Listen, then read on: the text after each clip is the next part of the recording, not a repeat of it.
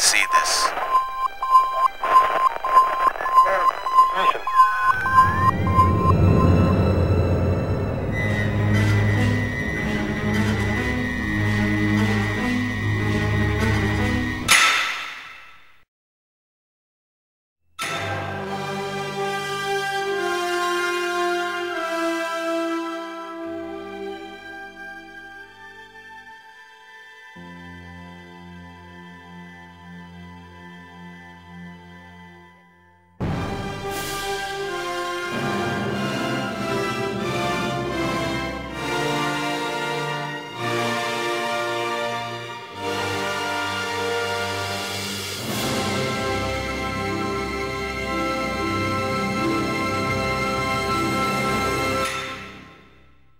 O programa Universidade Viva de hoje vai falar sobre a Academia Cearense de Letras Jurídicas. E para tratar deste assunto, nós estamos recebendo aqui nos estúdios do Dr. Manuelito Eduardo Campos, da Faculdade Integrada da Grande Fortaleza, com muito prazer, o Roberto Victor Ribeiro, ele é advogado, pós-graduado em Direito Processual, membro da Academia Cearense de Agiologia e do Instituto de Juristas Cristãos do Brasil, articulista da Academia Brasileira de Direito e membro de diversas entidades culturais, escritor e autor das seguintes obras: Voando sobre os Deuses da História, O Julgamento de Jesus Cristo sob a Luz do Direito, O Julgamento de Sócrates sob a Luz do Direito, ambos da coleção Grandes Julgamentos, colunista semanal de jornais de 8 estados do Brasil, dentre os quais Ceará, Piauí, Santa Catarina, Paraná, São Paulo, Tocantins e Sergipe. É conselheiro do Tribunal de Ética e Disciplina da OAB Ceará, primeiro secretário da Academia Cearense de Letras Jurídicas. O outro convidado é o Ricardo Barcelar Paiva, ele é advogado, pós-graduado em Direito Empresarial pela PUC, Pontifícia Universidade Católica de São Paulo, pós-graduado em Direito e Processo Tributário pela Unifor, Universidade de Fortaleza, pós-graduado em Gestão Cultural e Políticas Públicas de Cultura pela Universidade de Brasília, UNB, conselheiro estadual e presidente da Comissão de Cultura da Ordem dos Advogados do Brasil, Seção Ceará, diretor do Centro Industrial do Ceará, SIC, membro da Associação dos Analistas e Profissionais de Investimentos do Mercado de Capitais, APMEC, diretor do Centro Cultural OBE e colaborador da revista jurídica Leis e Letras, secretário-geral adjunto da OAB e corregedor da mesma instituição, vice-presidente da Academia Cearense de Letras Jurídicas. Nós vamos pedir um pequeno intervalo aqui no programa Universidade Viva e em seguida voltamos para falar sobre a Academia Cearense de Letras Jurídicas.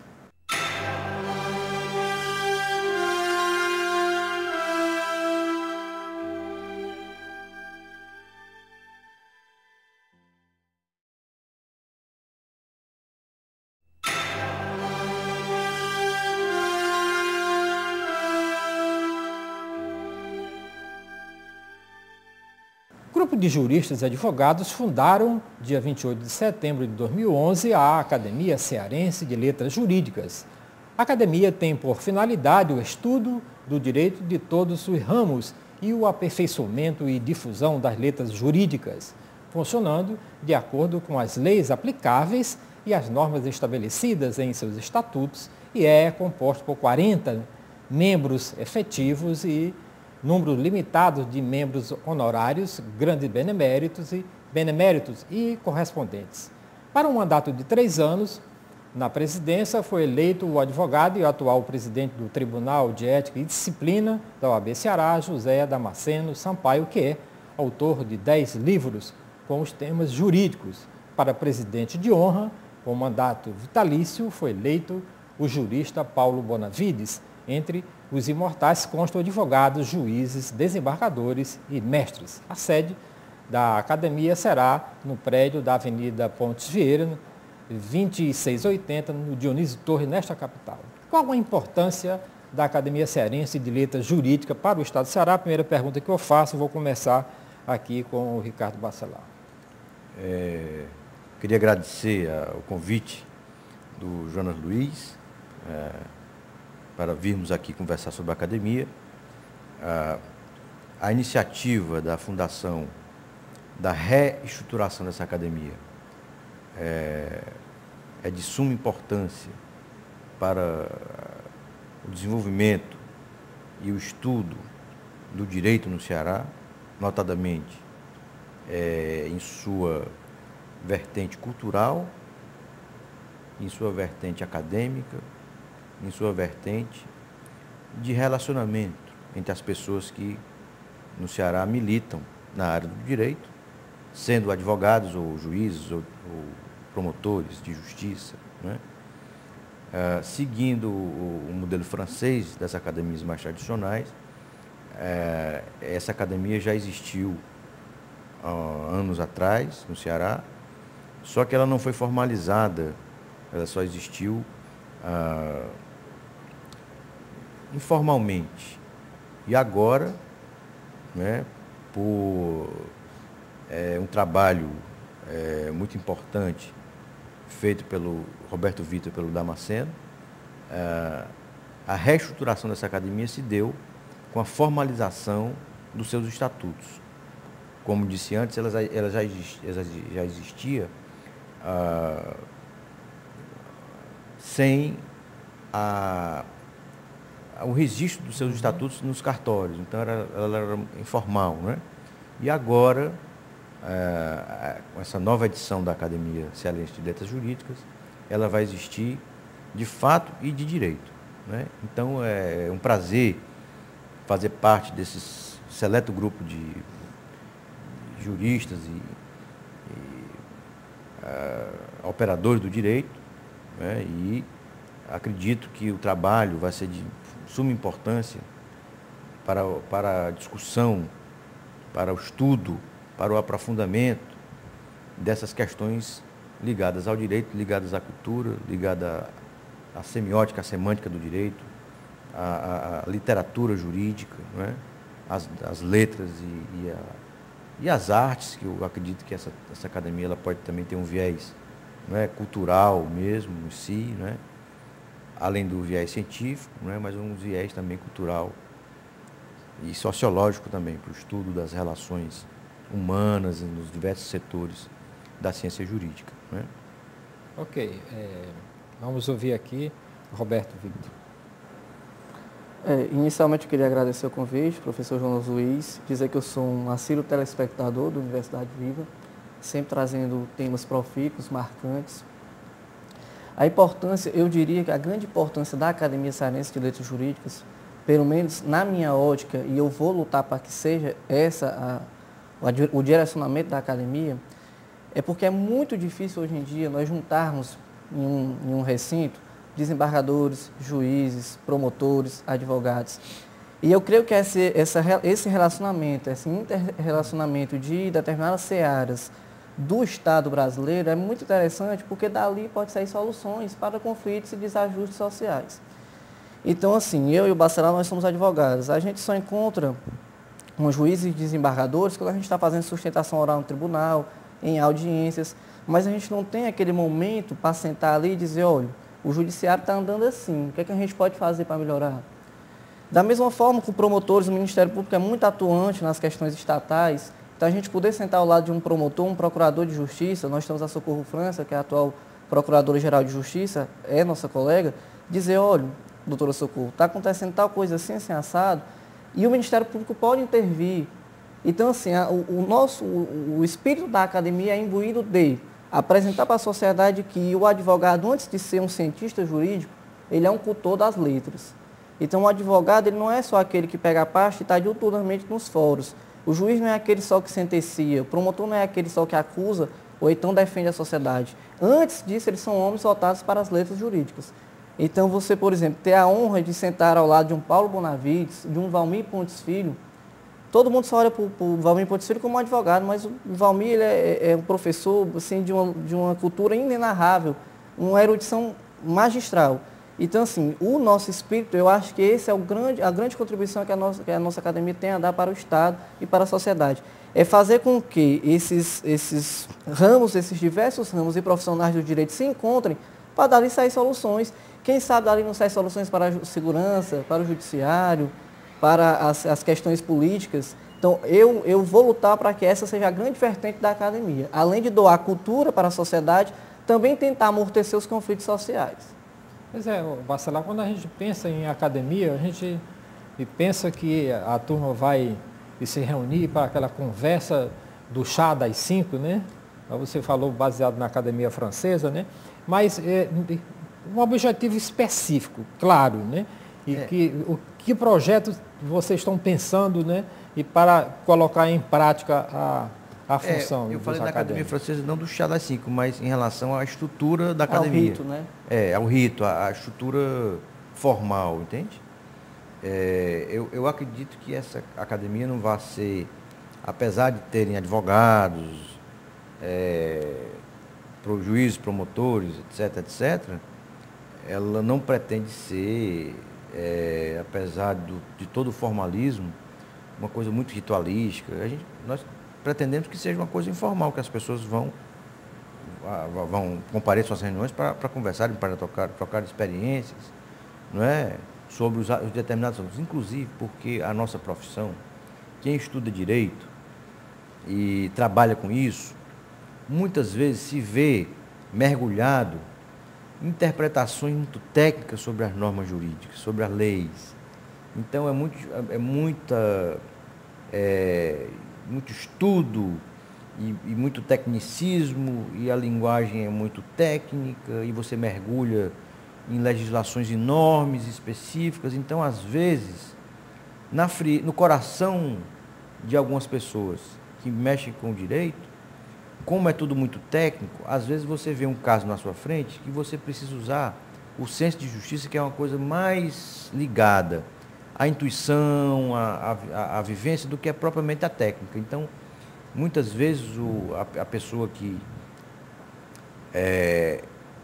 trabalha dentro da justiça, seja qual for a sua carreira, ela é importante que ela passe por um processo de humanização, né? de se tornar cada vez um ser humano mais humano, né? Mais desenvolvido.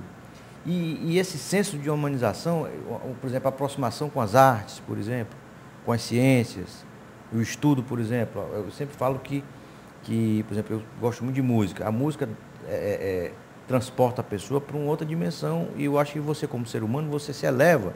Então, quando você está vendo um caso na sua frente, você, com uma sensibilidade um pouco mais aflorada, você diminui essa frieza da lei, porque a letra da lei é muito fria, não é? Você olha um código, é tudo frio, e às vezes o caso concreto requer do profissional uma visão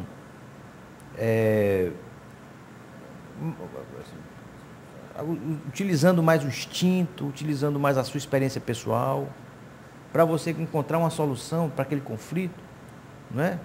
Mais humanizada, né? Mais justa, mais perto da justiça, porque às vezes o que é legal não é justo, o que é justo não é legal, às vezes há uma diferença muito grande. A lei diz que deve ser assim, a lei diz que pode, que não pode, às vezes a norma imperativa, não é?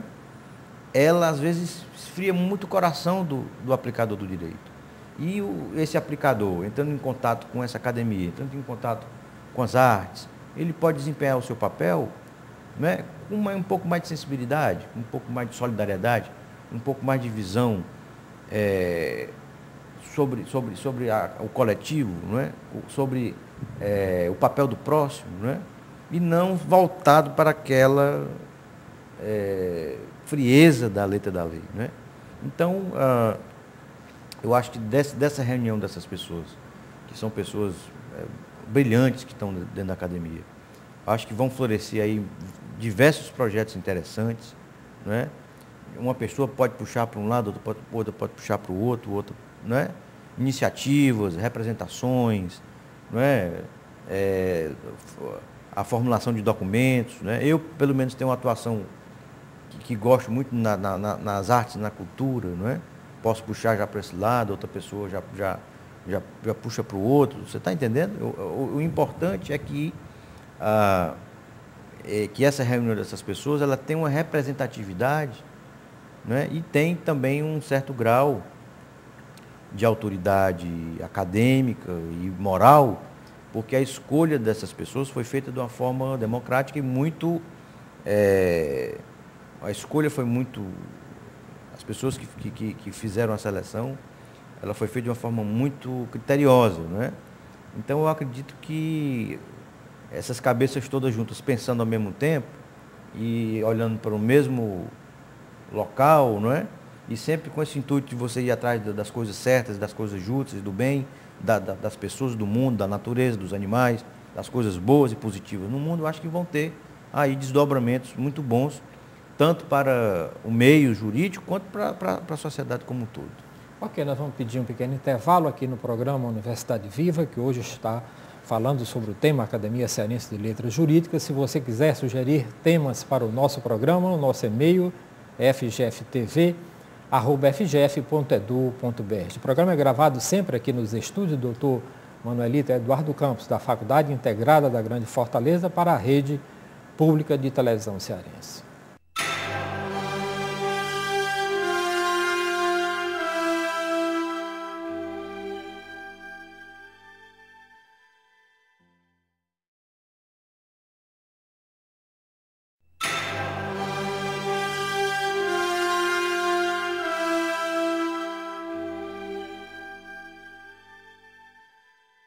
O programa Universidade Viva está de volta. Hoje nós estamos falando sobre a Academia Cearense de Letras Jurídicas. Queria colocar aqui na conversa o Roberto Victor Ribeiro. Roberto, no bloco anterior nós estávamos discutindo assim essa complexidade que é os termos jurídicos, né, para a compreensão dos seres humanos normais do planeta Terra, digamos assim. A gente sabe que a letra, né, e que a literatura, essas coisas evoluem com o tempo. E é preciso, é necessário que essa letra da lei ela seja assim tão complexa para a compreensão única e exclusivamente do operador de direito e não do cliente. Por exemplo, eu tenho dificuldade de entender e por que a chispa frágua, a carcome, inconoplastia apática e a pujança verossímil se torna perplexa. Não dava para dizer isso em outras palavras que eu pudesse compreender, não? Professor, eu creio que isso seja uma herança até atávica do Código Imperial. É engraçado que no Código Imperial, a nomenclatura doutor, ela só era, ela só cabia para duas profissões, independente de ter doutorado ou não, era advogado e médico. Então, o advogado, a figura do advogado, ela sempre foi em volta dessa mística, dessa empáfia, dessa vaidade. Mas em áreas de recência, o CNJ, ele iniciou um movimento em Brasília que é para acabar com o juridiquês. Afinal de contas, o direito não é para mim, não é para você, não é para o bacelar, não é para o juiz, é para a sociedade. É também uma herança do Estado de não querer que a sociedade saiba mais. É sempre ruim para o Estado que a sociedade saiba, tenha conhecimento. Mas, graças a Deus, em áreas de recência, nós estamos tentando modificar isso. Eu confesso que eu até gosto de determinados termos latínicos e determinados termos técnicos da nossa área. Mas eu também sei o quanto é difícil a interpretação, às vezes para uma pessoa que vai na defensoria pública precisar de pensão alimentícia, às vezes uma pessoa que está precisando de um mero alvará judicial. Então, assim, a tendência é que nós evoluamos para que tiremos esse juridiquês mesmo. Então, assim, vai ser também uma das nossas metas na academia, nós vamos ter uma revista semestral. E essa revista ela vai ser aberta ao público em geral. Então, não necessariamente juristas, médicos, advogados, médicos, engenheiros, jornalistas. E creio eu que vai ser uma das sessões da revista, eu até estou conversando isso com o presidente, que vai ser o glossário. Então, a gente vai pegar 20 a 30 termos jurídicos e colocar sempre no final da revista a tradução. É uma forma da gente tentar mostrar para a sociedade que a gente está também querendo se despojar dessa espécie de vaidade que existe atavicamente na nossa profissão e fazer com que... É até difícil para nós advogados, quando a gente vai conversar com os clientes, porque às vezes a gente tem que parar, refinar, filtrar o que a gente vai dizer. E se a gente conseguir colocar para a sociedade todos os termos que a gente usa de uma forma mais simples, de uma forma mais coloquial, a gente talvez não vá precisar nem disso, de refinar e de filtrar. A gente vai falar e vai ser entendido. Então, eu acho que essa vai ser uma das nossas grandes missões. Só para complementar o que o Bacelar falou no bloco passado, infelizmente, de Rui Barbosa para cá, nós caímos na desgraça do positivismo. Então, Rui Barbosa, ele asseverava sempre que era a lei, depois a lei e sempre a lei. E como o Rui foi grande, realmente ele foi enorme, ele teve muitos epígonos, né, muitos discípulos, e aí criou-se o positivismo. A gente deixou de lado, e agora nós estamos tentando resgatar isso pelo menos em plagas cearenses, a gente deixou de lado o justnaturalismo, que é realmente o que o Bacelar disse, que é aquele senso de justiça intuitivo. Porque a justiça ela não está na letra da lei, ela está na nossa intenção, ela está na forma que a gente aplica a lei. Então, os meios de integração foram esquecidos pelos magistrados, como a analogia, por exemplo. Então, vamos esquecer um pouco as leis servem como norteamento, balizas para não errarmos. Mas não precisa aplicar tal qual a letra da lei. Então, assim, os meios de integração devem ser voltados como a analogia, a equidade. A gente tem que pegar o senso de justiça de Aristóteles, que é a equanimidade. Então, tem que ser uma coisa equilibrada. Não adianta ser justo para você e não ser para mim. Todos somos iguais perante a lei? Pelo menos tentamos ser, buscamos. É o que a letra diz, no caput do artigo 5º. Pronto, mas na verdade absoluta. Na verdade nós não somos. Eu vou dar um caso aqui simples para a gente discutir, né? Eu, Jonas Luiz da Silva, de Capuí, certo? Estou dentro do supermercado ao lado do Brad Pitt, certo? E o Brad Pitt rouba, certo? Um tabletezinho aqui, certo? E a turma diz que sou eu. Quem é que vai ser condenado? Eu ou o Brad Pitt? Olha, a rigor, era para ser quem realmente cometeu o ato. Mas eu sou o Brad Pitt, né? Se o Brad Pitt fosse um agente público, aí seria o senhor, infelizmente, porque o agente público ele é dotado de fé pública. Então, o que ele diz é praticamente verdade. Então, a lei não pode ser igual? Infelizmente, um dos nossos pecadilhos dar a fé pública para o agente acima de qualquer suspeita. Não é assim. Tem que abrir uma sindicância, abrir um inquérito para ver. Não é à toa que a corrupção está do jeito que está. Então, não é simplesmente um agente, por exemplo, um agente de trânsito chegar e dizer que lhe flagrou sem o cinto, isso é verdade, não pode ser assim. Tem que ser abrir o contraditório, a ampla defesa. Nós, como advogados, eu uma vez dei uma entrevista e disse que depois do médico, a nossa profissão é uma das mais importantes. Porque se um médico lida com a vida, nós lidamos com as liberdades. E queira passar um mês dentro do seu quarto fechado, com ar-condicionado, com computador e com televisão, você já vai achar ruim. Imagine você ficar nas nossas celas, no nosso sistema prisional, no nosso sistema penitenciário, que não tem a menor condição de dignidade humana. Então, assim, voltando para a história, a lei diz, o caput do artigo 5º ele é claro, todos são iguais perante a lei, sem distinção de sexo, raça, cor, religiosidade, por aí vai. Cabe a nós, como operadores do direito e cientistas jurídicos, aplicar. Eu faço a minha parte, creio que o Bacelar faça a dele, e é tentar difundir se cada beija-flor pingar uma gotinha, o incêndio se acaba. Então, assim, é tentar hastear essa bandeira, levantar. Infelizmente, a sociedade ela é um pouco desacreditada, mas até recentemente, numa pesquisa, a OAB ela foi o órgão mais creditado, o que teve mais confiança atualmente da sociedade. E isso nos envaidece porque a gente fica feliz porque está vendo que os advogados, nós temos vários colegas que erram, vários colegas que também não procedem da forma correta, mas a grande maioria, sim, é imbuída de um espírito de justiça, de igualdade, de liberdade, de fraternidade, e por aí vai. O Bacelar, o cidadão acredita na justiça? Confia nela? Nós estamos passando por uma crise, né, institucional muito grande no Brasil, não só na justiça, mas na estrutura pública e política, né, no Brasil. Hoje, o tempo inteiro, quando você lê os jornais, a corrupção é o grande mal, né, que assola o país, né? Mas, ao mesmo tempo, além dessa corrupção que acontece, nós não vemos a finalização e a responsabilização dessas pessoas, os corruptores que fazem tantos desmandos para esse Brasil afora. Mas nós temos uns números hoje bastante desagradáveis aqui no Ceará, na justiça estadual, né? Apesar dos talentos todos que nós vemos, nós temos muito bons juízes, né, no estado, né?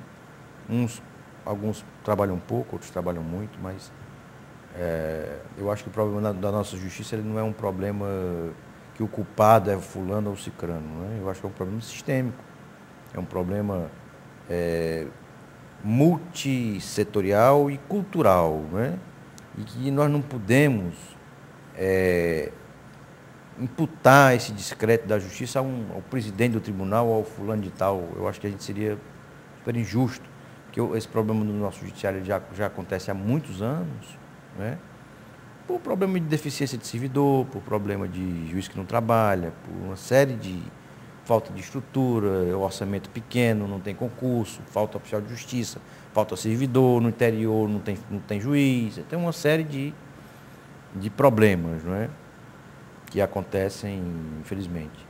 Mas eu acredito, tenho fé que, como chegou já assim num nível assim, bastante difícil, não é? Os processos, aí veio essa reforma do fórum e tal, eu acredito que o poder público vai, com o tempo, investir mais dinheiro e mais políticas públicas voltadas para essa melhoria do judiciário, para que a prestação jurisdicional ela venha ser mais célere, né, e mais eficaz. Porque quando a prestação jurisdicional não acontece, é o não direito, né? Você tem um direito, então você perde o objeto, porque você vai para a justiça, aquela demanda ela não anda, não se processa, então você acaba perdendo o direito porque o aparelho, né, não está funcionando. Então é muito fácil a gente culpar as pessoas pelas coisas, né? Você vai apontar o dedo para um para outro, mas acho que nós temos que ser inteligentes e perceber qual é a raiz desse problema que afeta a estrutura judiciária, que é são multifatores, não é? De problemas assim, já muito antigos em relação à estrutura, em relação a pessoal, em relação ao orçamento, né? Então acho que nós temos que cuidar disso com o maior carinho, né? Mas aí o cidadão menos preparado e o cidadão que tem pouco recurso, ele tem mais dificuldade de se aproximar da justiça? Existe um princípio na Constituição que é o acesso à justiça, que é um dos princípios mais caros e mais importantes, não é? Nós temos aqui hoje uma deficiência muito grande de defensores públicos, que é aquela pessoa que não pode pagar um advogado, o Estado tem a obrigação de dar ao advogado, não é? De proporcionar o acesso. Então é através da defensoria, que é uma instituição super importante, né, dentro da estrutura judiciária. Então existem poucos defensores. Então esse acesso da justiça, ele às vezes se vê completamente esquecido, né? E é uma pena que isso aconteça ainda, né? Mas eu tenho fé que as coisas melhorem, porque o Brasil está mudando, né? Nós somos um país hoje de importância econômica e política muito grande no mundo, não é? Então essas estruturas públicas elas têm que funcionar de uma forma mais eficiente. Tanto funciona muito bem são os arrecadadores, né? Receita Federal, para arrecadar o dinheiro funciona bem demais, né? Tudo funciona. Tem uns erros e tal, mas nessa parte de arrecadação eles se esforçam muito para poder arrecadar o dinheiro da gente, né? Mas eu acho que o serviço público em geral para as pessoas, para o cidadão, não só na justiça, mas em todos os lugares, todos os órgãos públicos, seja qual esfera for, federal, não é, estadual ou municipal, eles têm a obrigação, não é, de prestar um bom serviço para a sociedade, porque eles existem para servir as pessoas, não é? Não é ao contrário, não é? Eles têm que receber as pessoas com educação, orientar, não é? E fazer um bom trabalho, não é? E a academia, ela de certa forma, pegando uma carona no seu assunto antigo, que eu queria até complementar isso, que eu achei muito interessante, muita gente às vezes pensa numa academia dessa com muita empáfia, com muita pompa, com muita verborragia, né? Com muita erudição, né? Mas tem um lado da atuação do profissional do direito que as palavras elas têm que ser muito precisas, porque nós trabalhamos com interpretação. Então, às vezes, claro, você utiliza uma palavra dentro de um texto, por isso que diz que advogado gosta de vírgula, tira vírgula, porque às vezes uma palavra mal colocada, ela pode insinuar que você está dizendo uma outra coisa. Então, nós que escrevemos a linguagem técnica do direito, nós temos que buscar sempre uma linguagem, primeiro que a pessoa do outro lado entenda. Não adianta eu escrever tudo em latim porque o juiz não sabe latim, ou os poucos que sabem, não é? Eu tenho que escrever de uma forma que a pessoa compreenda o que eu estou dizendo e que a minha tese, ou o que eu estou defendendo, tenha uma precisão linguística que a pessoa realmente entenda. E o latim não interessa para a causa, né? Hein? O latim não interessa para a causa, né? Interessa que a pessoa compreenda o que é que eu estou argumentando, né? E outra coisa também que eu acho assim fundamental hoje em dia, escrever pouco. Não adianta eu chegar fazer uma peça política com 50 laudas, porque o juiz não vai ler, entendeu? Ele tem não sei quantos mil processos, eu tenho que ser econômico, não é? Ao mesmo tempo combativo, né? E preciso, né? Eu acho que a precisão é importante. E ao mesmo tempo nós não podemos esquecer que existem uns termos jurídicos que eu não tenho como substituir, entendeu? Claro. São coisas, são jargões mesmo da profissão, entende? Fumus boniuris. Se eu entrar com um processo cautelar, eu tenho que usar essa palavra, fumaça do bom direito. Só para ressaltar. Eu não posso, entendeu? Periculum in mora. Pronto. Eu tenho que usar o periculum in mora, eu não tenho como usar outro termo, porque é um termo, inclusive, está no código e tal. Outro exemplo é o amicus curiae, né? Uhum. Então não existe ainda uma figura de assistência numa ação de inconstitucionalidade, não existe um outro termo. Então se a gente for peticionar no processo não colocar amicus curiae, ninguém vai saber o que é. Cada profissão ela tem o seu linguajar, por exemplo. Você vai conversar com um economista, ele vai dizer que swap é assim porque a taxa de juros subiu. Aí você também, existe um economista também que a gente, assim, num nível avançado, existe aquele do Jornal Nacional que a gente consegue entender, né? Mas existe um nível muito avançado da economia que é difícil. Como na biologia também, que você pegar um biólogo também conversando, você não vai entender as mitocôndrias, você não entende nada. Como na área médica também. Então o advogado também tem, não é proposital, não é porque existe mesmo, que a gente estuda, existe aquelas palavras. Mas eu particularmente, eu acho que a gente deve escrever de uma forma simples. E a academia naturalmente vai contribuir. Agora, se você vai isso, escrever um artigo jurídico, aí você coloca, né, existe uma coisa chamada erudição, né? E também para o público eu não alvo, me considero, né, uma pessoa erudita, porque eu não busco essa erudição assim. Pois é, mas você tem que olhar o público-alvo que você está escrevendo. Agora, né? eu acho que você também ver qual veículo você está. Mas se você, por exemplo, vai escrever um artigo jurídico, não é? Numa revista especializada, tal, aí você tem que usar uma linguagem realmente especial, não é? Que denote, né? Que você busque, tá entendendo? Porque existem certas palavras, às vezes que ninguém conhece, mas que para o ramo do direito elas denotam assim uma compreensão mais imediata do que você está querendo dizer, não é? E outra coisa também, às vezes nos discursos também, eu inclusive fui eleito para a Academia Cearense de Retórica, ainda não fui empossado, mas fui eleito, ainda não sou membro, que não fui empossado, mas eu acho que um pouco de erudição sempre é bom, não para você mostrar que sabe, mas poxa, às vezes, né? Para rebuscar, às vezes você num discurso, você coloca uma palavra, até você, uma palavra para dar mais ênfase, ou até em termos, sei lá, para você ensinar as pessoas, ou para as pessoas aprenderem.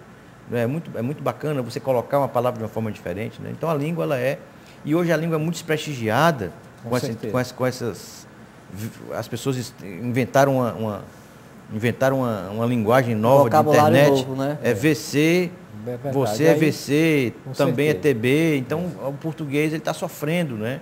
Que é uma língua tão bonita o nosso português, né? Com certeza. Olha, eu vou ter que pedir um intervalo agora, em seguida voltamos para conversar mais sobre a Academia Cearense de Letras Jurídicas. Se você quiser sugerir temas para o nosso programa, o nosso e-mail é fgftv@fgf.edu.br. Este programa é gravado sempre aqui nos estúdios do Dr. Manuelito Eduardo Campos, da Faculdade Integrada da Grande Fortaleza, para a Rede Pública de Televisão Cearense.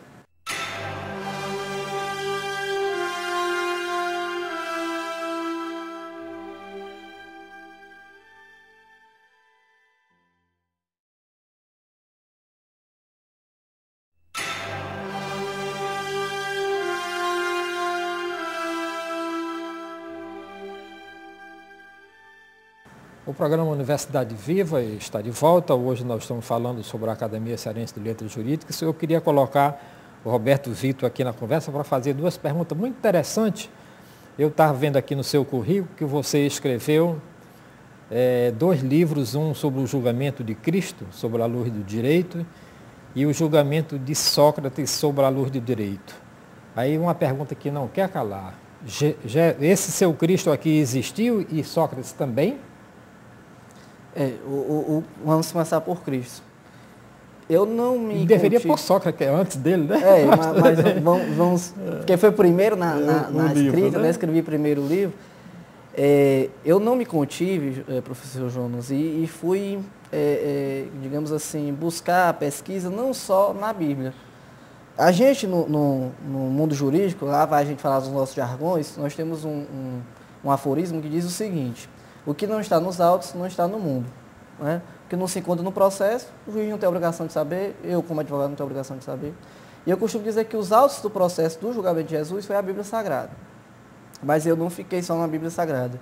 Eu recorri aos Evangelhos Apócrifos, eu recorri a Flávio José, que é o maior historiador judeu de todos os tempos, um homem de uma riqueza e de uma descrição assim, incrível.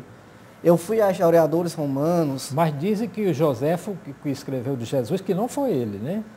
Dizem também que Joséfo sequer foi contemporâneo, conheceu, né? Ou citou Jesus e as citações Jesus, dele, né? E as citações dele teriam sido modificada por outras pessoas também. Né? Mas Mas você vê uma similaridade entre o julgamento de Jesus e de Sócrates, principalmente porque nem Jesus nem Sócrates escreveu nada? Sim, não só num contexto de vida, né? Num contexto do modus vivendi de cada um, que tiveram discípulos, não escreveram, mas também dentro da radiografia jurídica do processo. Agora sim, se a gente for sobrepesar, o julgamento de Jesus foi muito mais nefasto, foi cruel, foi imoral aos olhos da justiça.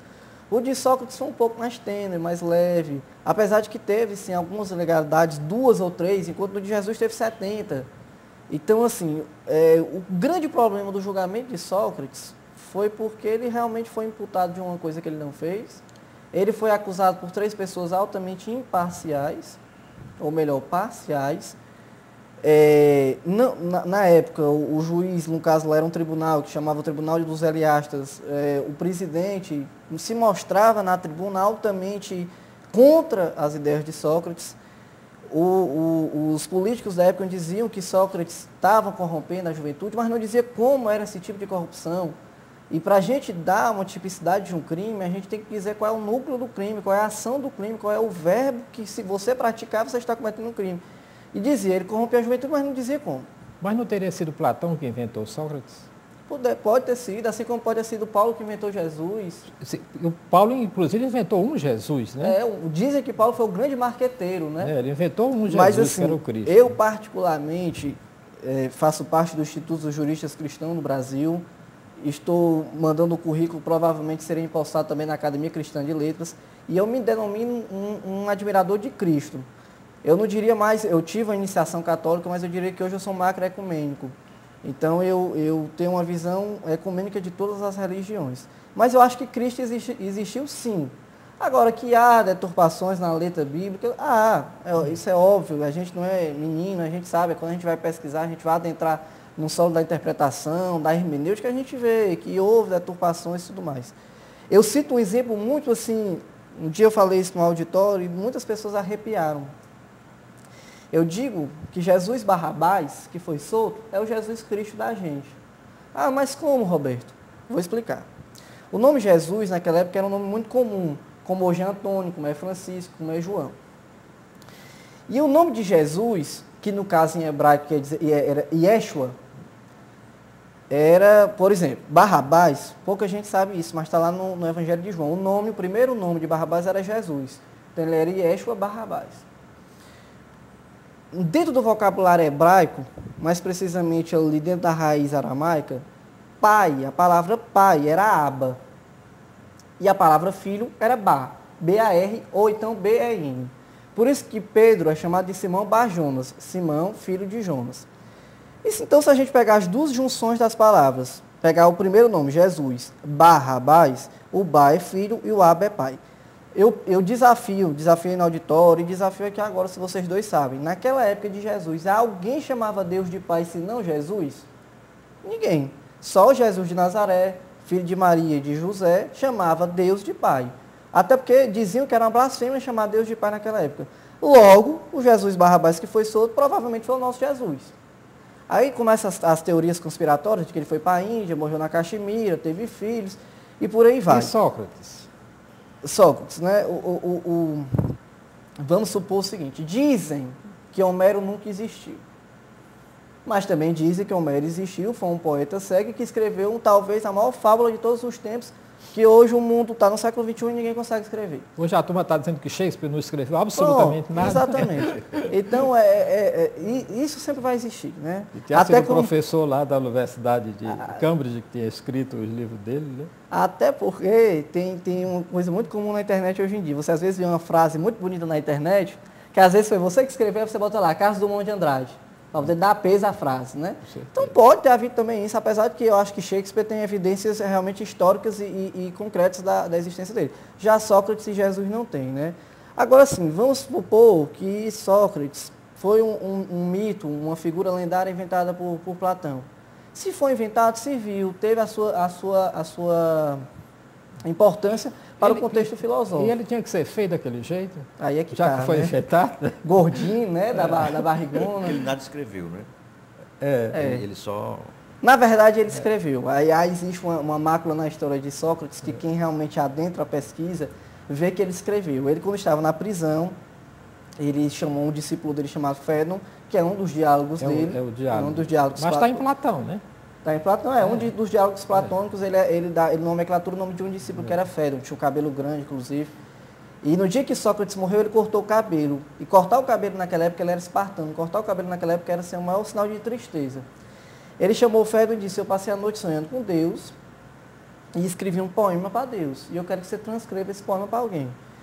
Esse poema eu acho que não está nos diálogos platônicos, mas nas pesquisas de Sócrates a gente encontra esse poema que ele fez ele dedicou a Deus. Então, assim, ele escreveu, né? Fica muito difícil a gente dizer, Jonas, se Jesus existiu, se Sócrates existiu.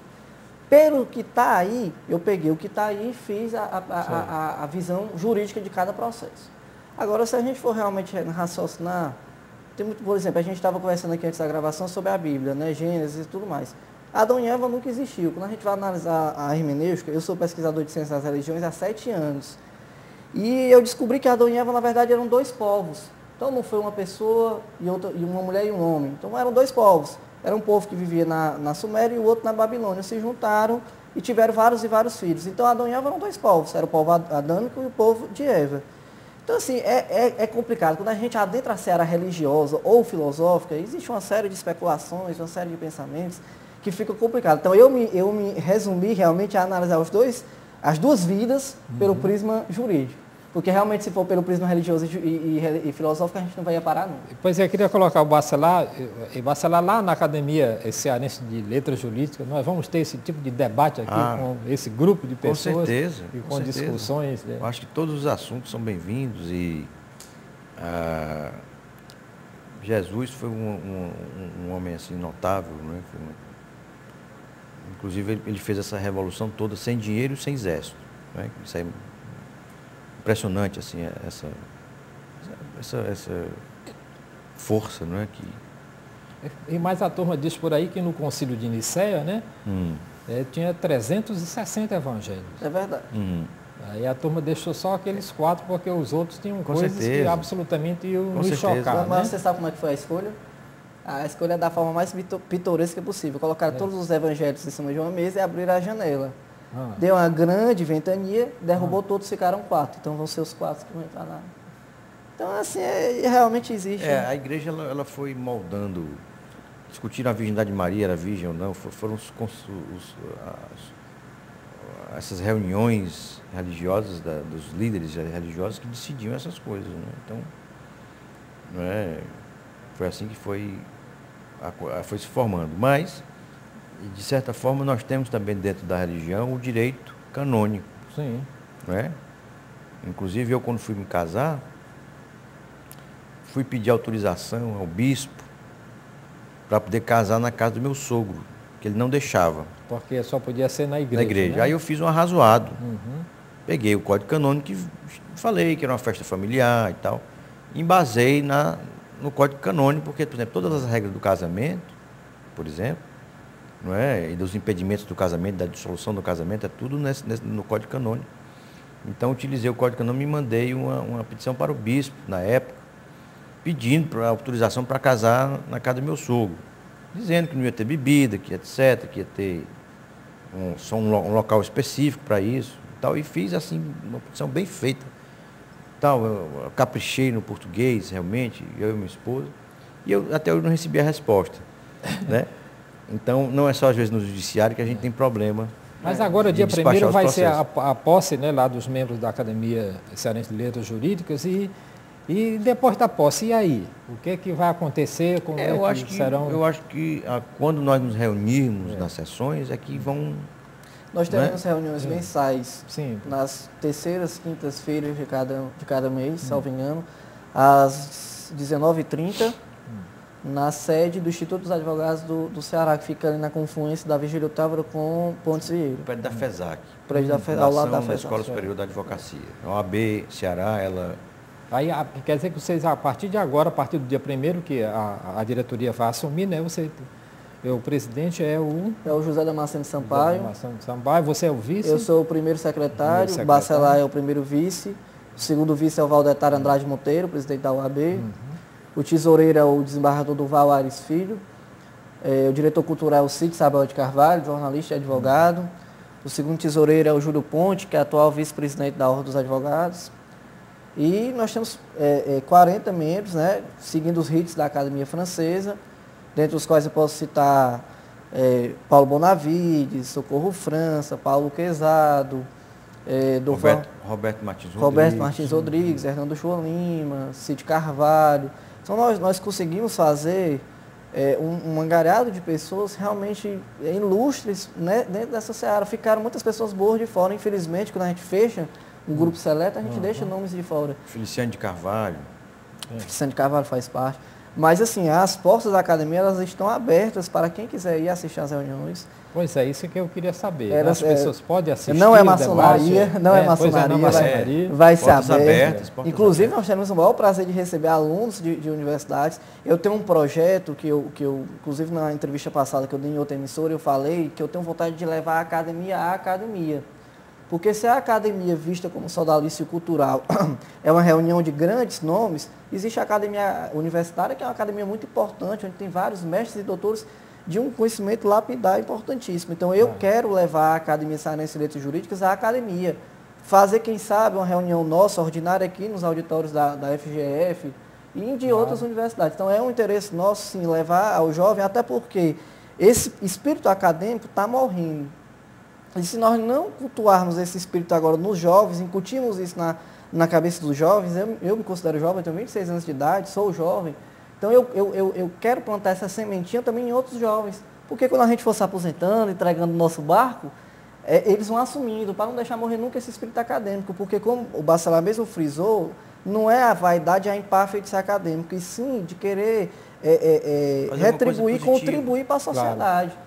Então, o nosso espírito é esse, é contribuir para a sociedade de alguma forma. Por exemplo, eu costumo dizer o seguinte, existe um debate muito sério que é o testemunho de Jeová. Ele não aceita transfusão de sangue. Nós não vamos nos furtar de levar esse debate para a academia. Nós vamos ter visões célebres lá, de um Paulo Bonavides, que é um constitucionalista, de um Paulo Quezado, que é criminalista, de um Bacelar, que é dentro da área do direito cultural. Então, nós vamos ter uma série de visões que a gente pode chegar no consenso de, ainda, vamos respeitar, ou então não. O bem disponível é a vida, então não vamos aceitar, ou então vamos... Então, nós não vamos nos furtar dos grandes debates sociais, a gente quer realmente ir para cima e quer, de alguma forma, contribuir para a sociedade. Em resumo, a academia ela tem que ter utilidade. Tem que ter utilidade. Ela não vai ser um lugar que vai ficar... Para ficar se encontrando as vaidades, não é nosso interesse. Eu acho que o que se quer é que tenha utilidade para a área do direito e também para a sociedade. Ok, nós vamos pedir mais um intervalo e em seguida voltamos para as considerações finais aqui no programa Universidade Viva, que hoje está conversando sobre a Academia Cearense de Letras Jurídicas.